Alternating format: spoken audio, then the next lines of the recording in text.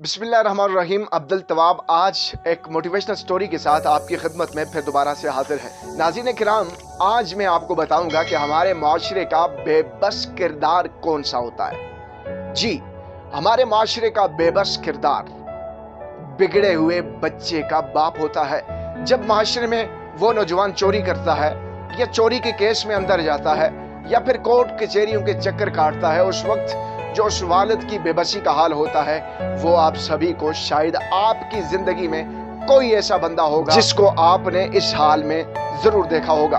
अगर आपने नहीं देखा, आज मैं उस स्टोरी को आप लोगों से शेयर करने की कोशिश कर रहा हूं, क्योंकि इस स्टोरी में आपके लिए मोटिवेशन है और इस स्टोरी में आपके लिए एक बेहतरीन सबक भी आप लोगों के लिए लेकर हाजिर हुआ हूं। और मेरी मुलाकात भी इत्तेफाक से उस बिगड़े हुए नौजवान के बेबस बाप से कोर्ट के कैंटीन में चाय पीते हुए हुई। और जब मैंने उनसे बातचीत का सिलसिला शुरू किया, चलते चलते जब मैं सवाल करता चला गया, उन्होंने जवाबात देना शुरू कर दिए और मेरे हर सवाल के जवाब में उनकी बेबसी वाज़े नजर आ रही थी।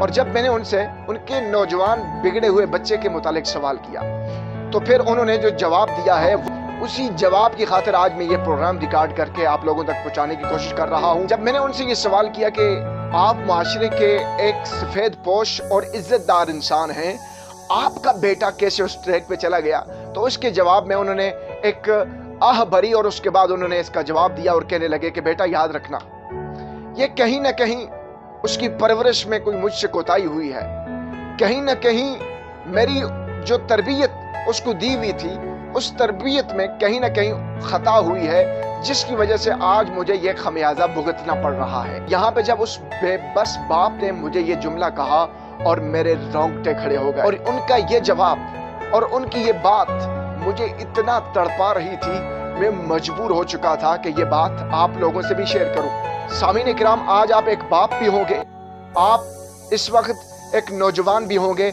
याद रखिएगा कि जो आपकी औलाद है, उसकी तरबियत बचपन से ही की जाए।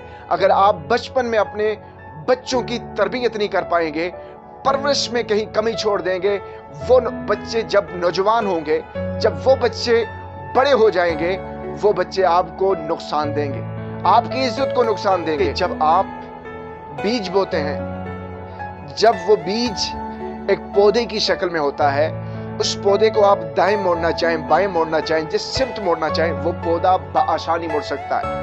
लेकिन याद रखिएगा कि जब वो पौधा बड़ा होकर एक दरख्त बन जाता है, फिर उसे आप न दाएं मोड़ सकते हैं न बाएं मोड़ सकते हैं, किसी सिमत आप उसको नहीं मोड़ सकते। बस उसको मोड़ने के लिए आपको फिर काटना पड़ता है, और जब कट जाता है तो रहता कुछ भी नहीं। आप लोगों से यही गुजारिश है, यही अपील है, बच्चों की परवरिश बचपन से ही इतनी बेहतरीन अंदाज से करें, इतनी पॉजिटिव और इतनी अच्छी करें कि कल को माशरे में आपका नाम इज्जत के साथ जुड़ा हुआ हो, ना कि बेइज्जती के साथ। अगर आपको ये हमारी स्टोरी पसंद आए तो हमारे इस मैसेज को, हमारे इस पैगाम को आगे शेयर कीजिएगा, ताकि ये हमारा पैगाम, हमारा ये एक पॉजिटिव मैसेज लोगों तक पहुंच सके, सामीन तक पहुंच सके और वो इससे इस्तेफादा भी कर सकें। तो इस वक्त दीजिए इजाजत अब्दुल तवाब को। नेक्स्ट प्रोग्राम में मिलेंगे, तब तक के लिए खुदा हाफिज।